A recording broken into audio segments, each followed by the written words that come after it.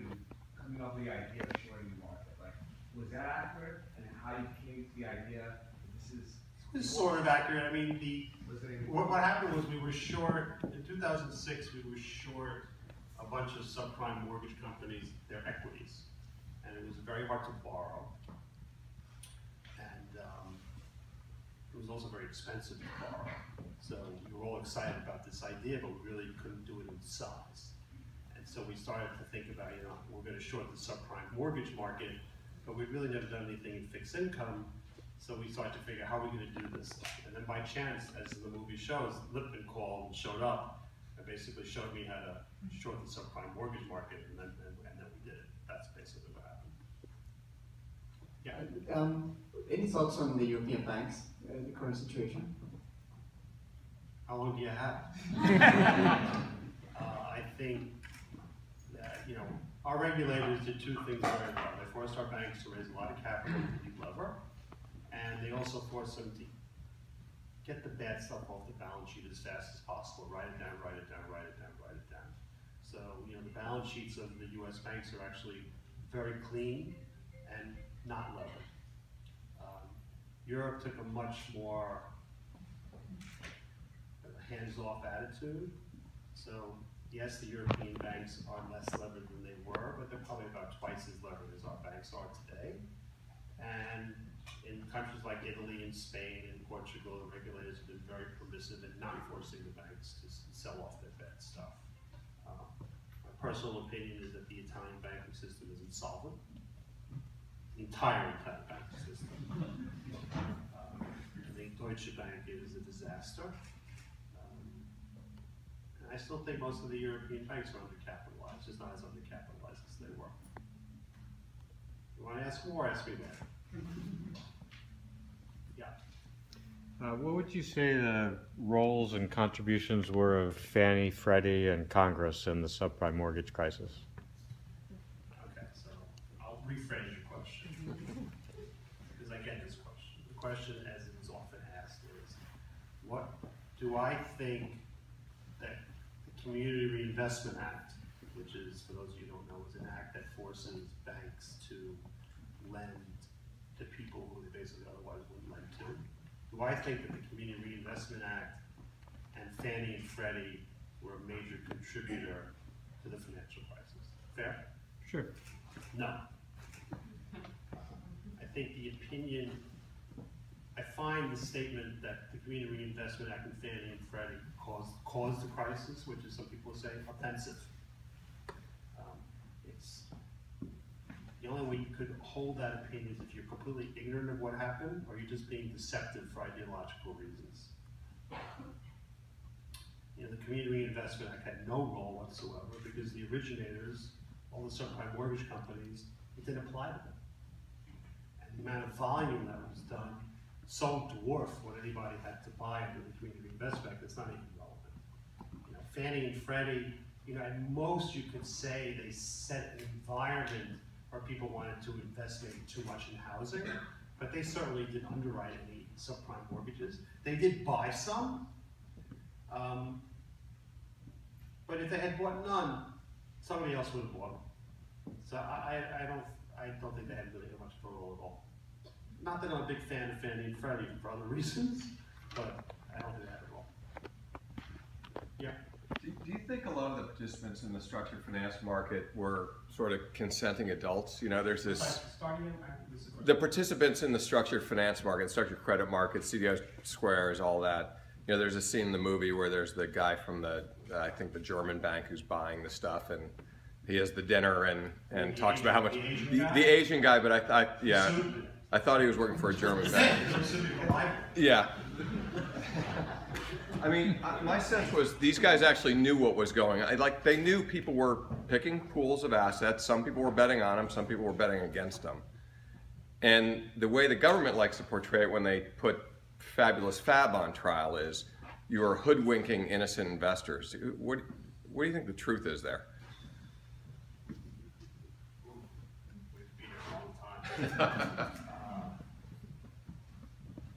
I'll tell you a story. Make it what you will, as an answer to your question. By the way, the Fabulous Fab trial was ridiculous. I mean, it was a salesman. Who cares?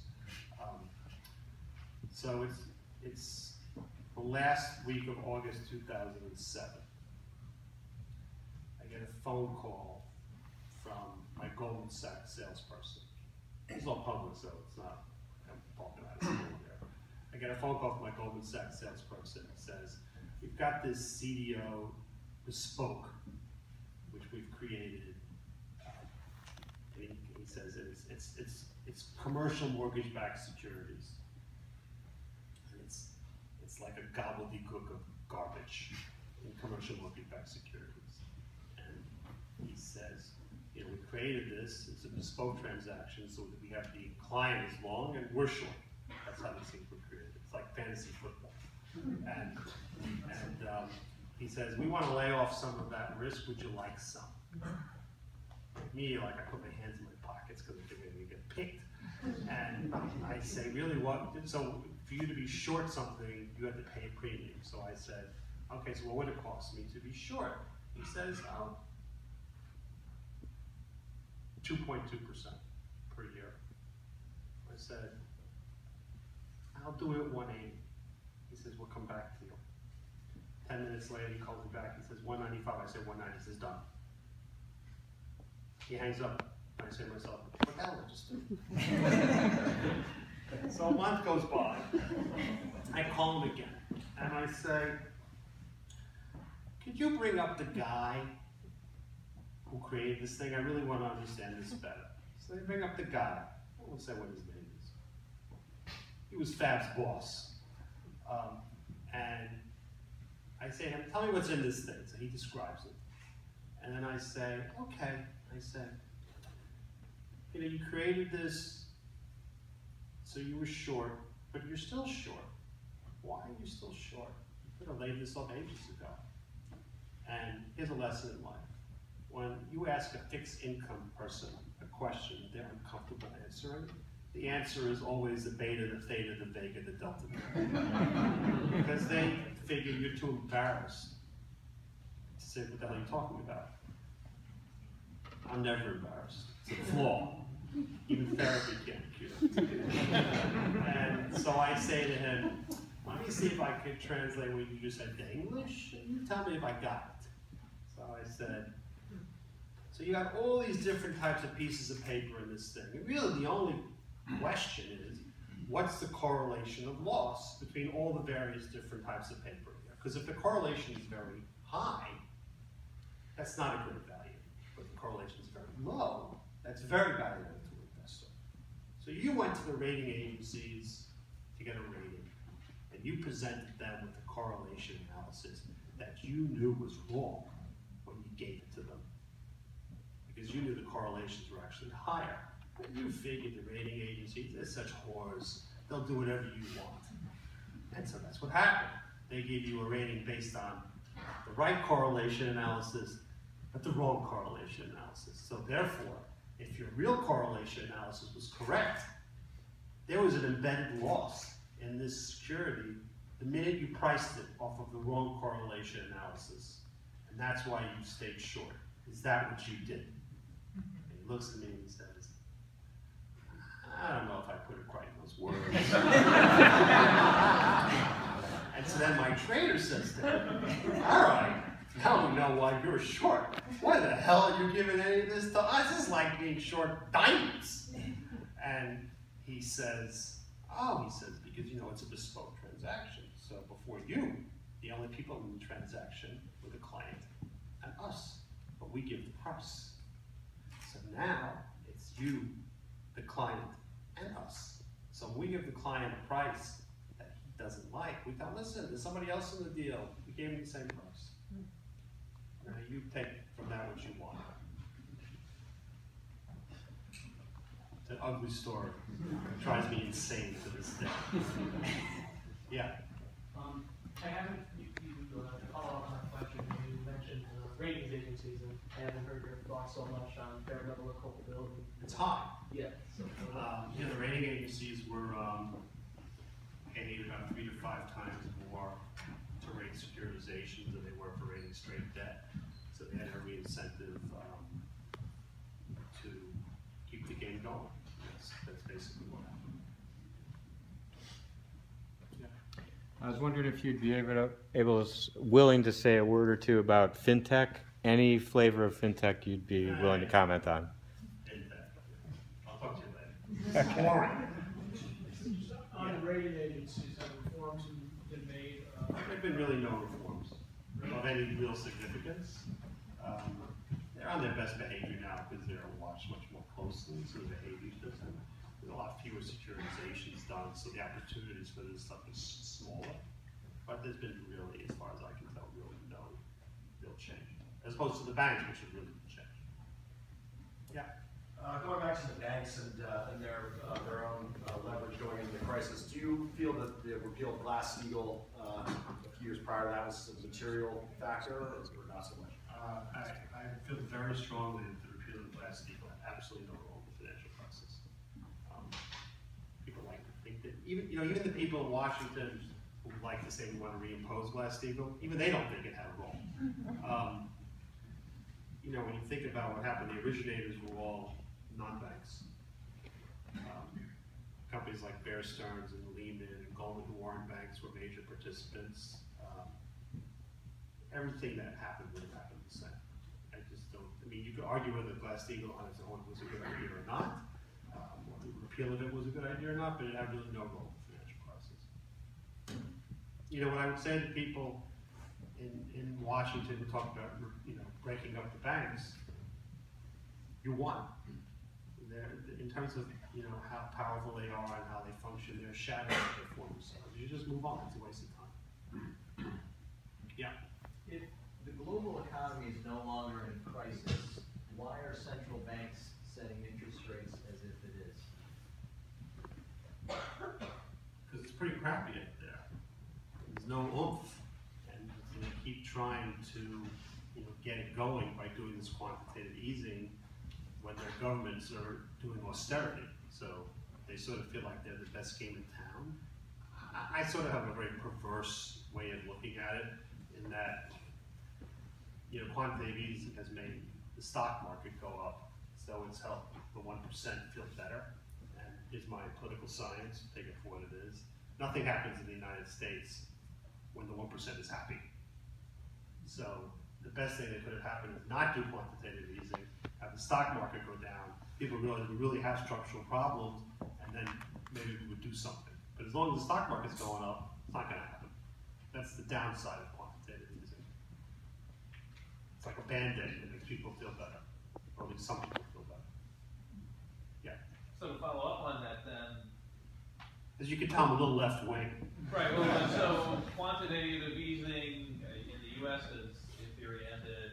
I mean, what happens ultimately when the cheap money goes away? Nobody knows. Okay. There's nothing to compare it to. There's no history on it. We'll find this out together. Kumbaya. Anybody else? Yes. You talked earlier about the debt that we leave to our children, but I didn't talk about it. Other people talk about it. So with respect to the suppression of the interest rates, what about the demographic, impact on the elderly as a big part of the consumer market? Is that? Well, that's one of the reasons why the economy has no hope is most people in the United States don't invest in the stock market. They take their money, they put it in the bank, which they get nothing. So the savings rate is higher because people have to save more, which is not a positive for the overall economy. It's one of the negative side effects of quantitative easing. Yeah. So where are you finding value in the market today? If growth is going to be really slow. Well, you can come invest with me. I'll give you my call. I got a whole new shtick.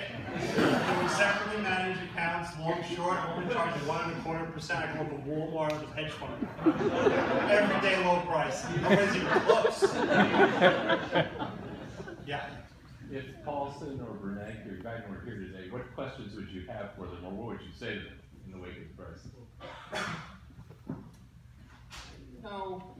They did a terrible, terrible job pre-crisis. Just god awful.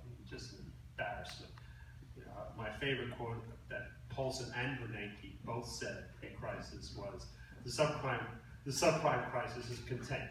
To which I like to respond, yes, it was contained to planet Earth.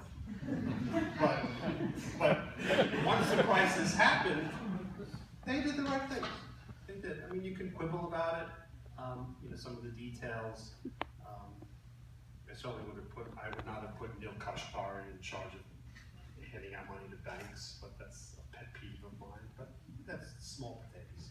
They did a pretty good job post-crisis. Really did. Yeah. What advice would you give President Yellen? Chairman Yellen, stop it. Stop it. You know, this I think one day there'll be a reckoning. I don't know what that reckoning will be, but this quantitative easing is going to have to stop. Yeah. Along those lines, she's a few times made reference to the possibility of negative rates as some It's not going to happen. That'd be such a disaster for the banks. There's a limit to how much what we can do to our banks at this point. Negative. No banking system was ever set up to deal with negative rates. It just doesn't work. And by the way, rates being so low is very bad for both insurance companies and pensions, which is another topic. Anybody else? Yes. Should we be more concerned about the loss of wealth for middle-income people that suffered from the collapse? I think the biggest problem in the country is the bad distribution of income. I actually think that is if you want to talk about what's the prime cause of the financial crisis, it's actually that instead of the best conspiracies are the ones that are unspoken. And the conspiracy that existed in our country, really, from Clinton on, was that the distribution of income was getting worse and worse, and people were not making any more money on an inflation-adjusted basis. And rather than deal with that, what we did was covered up with what people like to call the democratization of credit. And it's that led to the subprime crisis. I think that's the prime problem that our country has today.